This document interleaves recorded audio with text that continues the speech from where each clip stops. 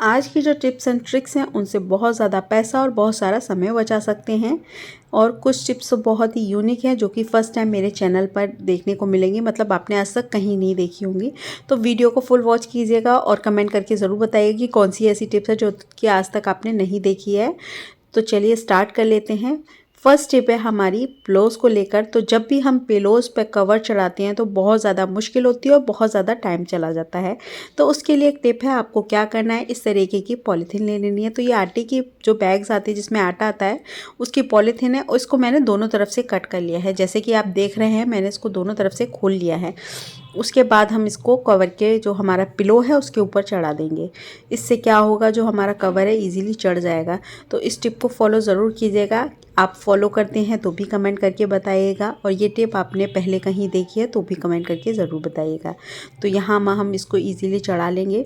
तो आपका जो कवर जो काम मिनटों में होता है वो सेकंडों में हो जाएगा। तो यहाँ देखिए इस तरीके से हम इसको ऊपर की तरफ खींचेंगे तो बहुत जल्दी ये ऊपर की तरफ खिंच जाता है, क्योंकि हमने दोनों तरफ से कट कर रखा है। उसके बाद हम इस पर जो कवर है उसको चढ़ा देंगे तो बहुत ही जल्दी चढ़ जाएगा। तो आप अभी देखेंगे कि जब हम इस पर कवर चढ़ा रहे हैं तो ये कवर कितना लूज़ है, और जब हम इस पॉलीथीन को जब हम निकाल देंगे तब ये किस तरीके का हो जाएगा। तो आप सोच ही सकते हैं कि इस पर कवर चढ़ाना कितना टफ रहता होगा। तो मैं इस टिप को फॉलो करके इस पर ईजिली कवर चढ़ा लेती हूँ। तो आप एक बार देखिएगा और कमेंट करके ज़रूर बताइएगा। तो यहाँ देखिए जब इस पर कवर चढ़ाया था कितना लूज़ था, अभी ये कितना टाइट हो गया है। तो इस तरीके से आप इजीली कवर चढ़ा सकते हैं। नेक्स्ट टिप भी मेरी इसी तरीके से तकिए को लेकर ही है। तो जब भी हम बालों में ऑयलिंग करते हैं या कलर लगाते हैं तो जब हम लेटते हैं तो सारे पिलोज़ ख़राब हो जाते हैं। तो उसके लिए क्या करें, इसी तरीके की पॉलीथीन को इसके ऊपर चढ़ा दें, उसके ऊपर टॉवल रख लें और ईजिली सो सकते हैं। नेक्स्ट ये हमारा टिप बहुत ही यूनिक है।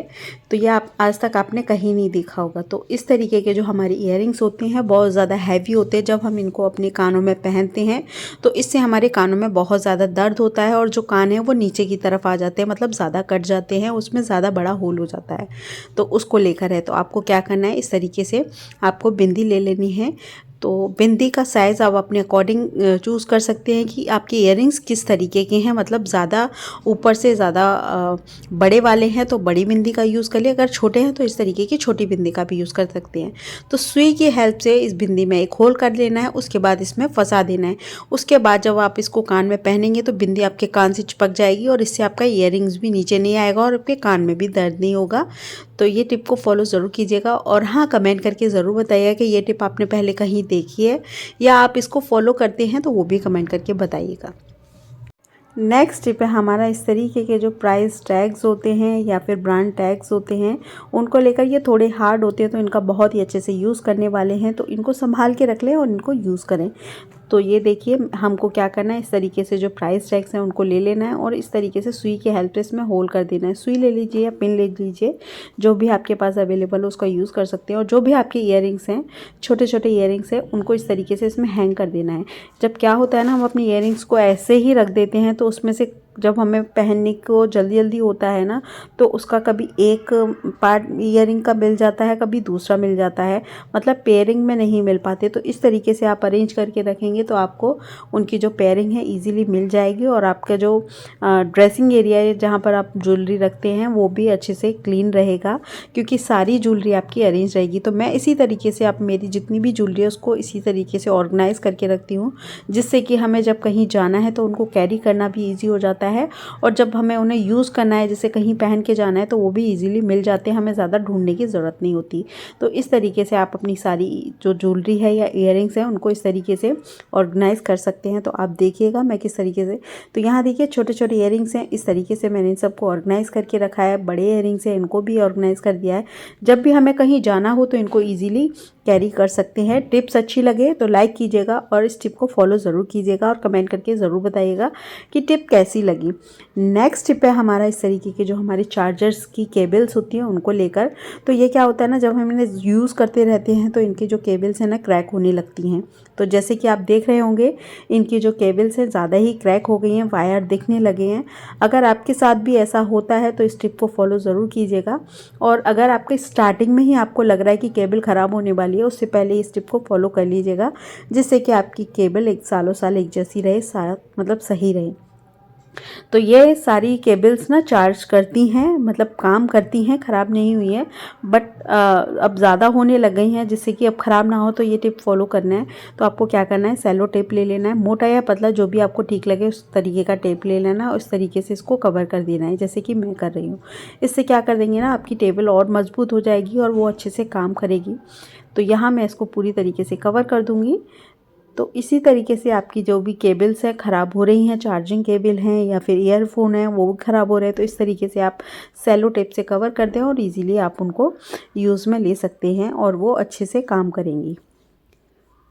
नेक्स्ट स्टेप है कि हम जब चार्जिंग केबल यूज़ करते रहते हैं तो ये इतनी गंदी हो जाती है और हम ध्यान भी नहीं देते, इन छोटी छोटी चीज़ों पर ध्यान नहीं देते, बाकी सारा क्लीन कर लेते हैं बट इनकी क्लीनिंग पर हम ध्यान नहीं देते। उसके लिए एक टिप है, आपको क्या करना है, सैनिटाइज़र लेना है। तो जैसे आपके यहाँ कोई एक्सपायर्ड सैनिटाइज़र है या ख़राब हो गया जो यूज़ नहीं कर रहे, उसको यूज़ कर लेना है। तो जैसे कि ये सैनिटाइज़र मैंने इस तरीके को वॉल्यूम में भर के रख लिया, इससे मैं क्लीनिंग कर लेती हूँ क्योंकि ये ख़राब हो गया है। तो इस तरीके से आप एक कॉटन में थोड़ा सा इसको स्प्रे कर लें। उसके बाद अपनी जो केबल वगैरह है या वायर्स हैं उनको इस तरीके से क्लीन कर लें। तो आप देख रहे हैं कितनी गंदगी निकल रही है। तो हम इनको छूते हैं, इनमें बैक्टीरिया होते हैं। तो इस तरीके से आपकी जो केबल्स हैं उनको इस तरीके से क्लीन कर लें। तो यहाँ देखिए कितनी गंदगी निकल रही है। तो इसी तरीके से मैं सारी केबल्स को क्लीन कर दूँगी। तो यहाँ देखिए केबल्स क्लीन हो गई हैं। तो इस टिप को फॉलो ज़रूर कीजिएगा और अपने आप घर को नीट एंड क्लीन कर लीजिएगा। इस तरीके से फोल्ड करके रख दीजिएगा जिससे कि वो ईज़िली ऑर्गेनाइज रखें और ईज़िली आपको मिल जाएँ। तो चलिए चलते हैं नेक्स्ट टिप की तरफ। तो ये है हमारी लास्ट टिप कपड़ों को लेकर। तो ये देखिए, आप देख ही रहे होंगे कितने सारे कपड़े हैं। इन सारे कपड़ों को हम 3 चम्मच सर्फ में ही वॉश करेंगे। तो ये मेरी फुली ऑटोमेटिक मशीन है। तो इसमें किस तरीके से हम यूज़ करेंगे, इसका फुल रिव्यू अगर आपको जानना है तो कमेंट ज़रूर कीजिएगा। तो चलिए अभी फ़िलहाल मैं आपको बता देती हूँ मैं किस तरीके से इसको यूज़ कर रही हूँ। तो यहाँ जितना आपको वाटर लेवल लेना है उतना वाटर लेवल सेलेक्ट कर लेना है। उसके बाद मैंने इसमें 3 चम्मच सर्फ ऐड कर दिया है। उसके बाद हम इसमें ऐड कर देंगे थोड़ा सा शैम्पू। ईजी की जगह हम शैम्पू यूज़ कर रहे हैं। इससे क्या होगा, जो कपड़ों में सॉफ्टनेस है वो रहेगी। और ये फॉइल पेपर की 2 बॉल बना के डाल दिए, इससे कपड़ों में शाइन रहेगी और कपड़े बहुत अच्छे से क्लीन हो जाएंगे। तो अभी हम यहाँ पर वॉश करेंगे वूलन क्लॉथ्स। तो यहाँ पर जितने भी आपके वूलन क्लॉथ्स हैं उसको ऐड कर देना है और उसके बाद आपको मशीन को कर देना है ऑन। और हाँ, एक और टिप है, आपको जब भी आप इसमें ज़िपर मतलब चेन वाले कपड़े डालें या बटन वाले डालें तो किस तरीके से डालें, चेन को बंद करने के बाद आपको इसमें डालना है और जो भी बटन्स वाले कपड़े हैं उनको बटन बंद करने के बाद डालना है।